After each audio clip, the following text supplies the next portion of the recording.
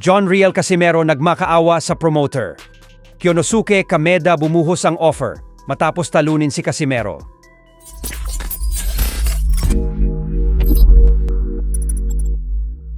So malapit na ang bagong laban ng ating pambato na si former 3-division champion angas ng Pinas, John Riel Casimero kontra sa Japanese fighter na si Tommy Sokochi, at hindi nga po natin maitatanggi na halos wala talagang bilang dahil nga isang tune-up fight lamang ito at hindi kilala ang boksingerong ito.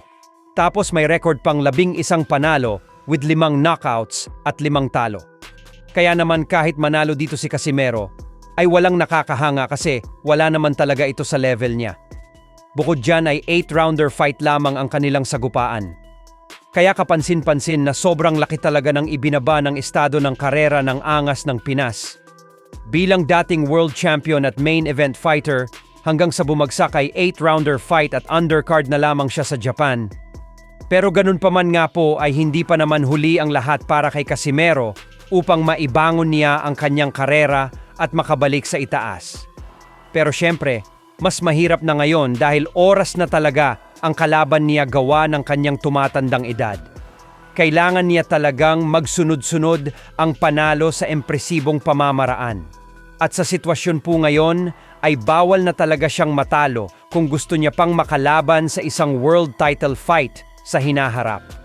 Maging si Casimero po mismo ay inamin sa latest interview niya kahapon sa Japanese media na umaasa daw siya na sana ay mabigyan siya ng malaking laban ng kanyang Japanese promoter na si Koki Kameda dahil ito daw talaga ang pangarap niya.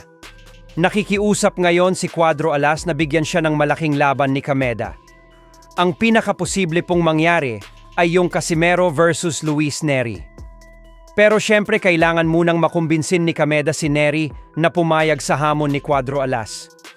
Kasi alam naman nating lahat na sinabi na mismo ni Nery na wala daw siyang interes na labanan si Casimero dahil wala naman daw siyang mapapala dito. Lalo pat natalo na daw ito sa dati niyang winasak na si Kyonosuke Kameda. Ang gusto po kasing laban ni Nery ngayon ay isang world title fight. Samantala, pinagmalaki naman ng Japanese fighter na si Kyonosuke Kameda na matapos niyang talunin si Casimero ay bumuhos daw ang offer sa kanya mula sa buong mundo. Binunyag nga po yan ni Kameda matapos siyang umayaw sa tournament sa Japan na may papremyo na 10 milyong yen sa super featherweight division. Nabatikos po kasi itong si Kameda dahil umayaw daw ito sa tournament. Low level daw kasi itong si Kameda kaya umayaw.